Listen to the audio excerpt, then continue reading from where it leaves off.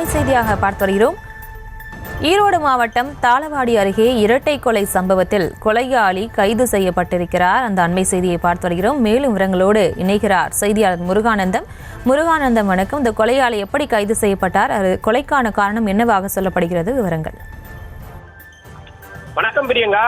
ஈரோடு மாவட்டம் தாளவாடி அடுத்த தொட்டக்காஜனூர் கிராமத்தை சேர்ந்த சிக்கம்மா, இவரது பேரன் ராகவன் ஆகியோர் வீட்டில் தூங்கிய போது நள்ளிரவில் அடித்து கொலை செய்யப்பட்ட சம்பவம் அப்பகுதியில் பெரும் பதற்றத்தை ஏற்படுத்தியது. அந்த இரட்டை கொலை சம்பவம் தொடர்பாக சம்பவ இடத்திற்கு வந்த ஈரோடு மாவட்ட SP சுஜாதா தலைமையில் வழக்கு பதிவு செய்து 6 தனிப்படைகளை வைத்து கொலையாளியை தேடி வந்தனர். தற்போது இந்த இரட்டை கொலையில் அதே ஊரில் பக்கத்து வீட்டை சேர்ந்த நாகேஷ் என்பவரை தாளவாடி காவல்துறையினர் கைது செய்து விசாரணை நடத்தி வருகின்றனர். மேலும் அவருடன் தொடர்பில் இருந்த பாக்யா என்கிற பெண்ணையும் கைது செய்து விசாரணை நடத்தி வருகின்றனர்.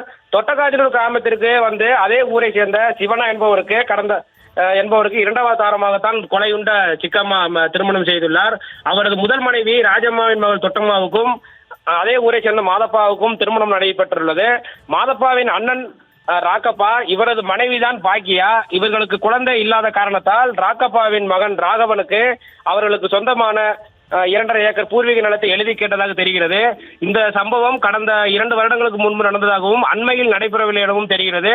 இதனை காரணமாக வைத்துக் கொண்டு பாக்கியாவிற்கு பக்கத்து வீட்டில் உள்ள நாகேஷுக்கு திருமணத்தை மீறிய உறவு இருந்ததாக தெரிய வருகிறது. இந்த திருமணத்தை மீறிய உறவுக்கு கொலையுண்ட சிக்கம்மா அவ்வப்போது அவரது குடும்பத்தாரிடம் கூறி பிரச்சனை செய்தது தெரிய வருகிறது. இதனை அடுத்து தான் அன்று கொலை சம்பவம் நடந்த அன்று நள்ளிரவு நாகேஷ் இரும்பு ராடை கொண்டு அவர் வீட்டுக்குள் புகுந்து சிக்கம்மாவையும் அவரது பேரனையும் அடித்துக் கொண்டதாக முதல்கட்ட விசாரணையில் தெரிய வந்துள்ளது. தற்போது நாகேஷை கைது செய்துள்ள காவல்துறையினர் அவருக்கு உடனிருந்த பாக்கியாவை மேலும் விசாரணை நடத்தி வருகின்றனர். விவரங்களுக்கு நன்றி முருகானந்தம்.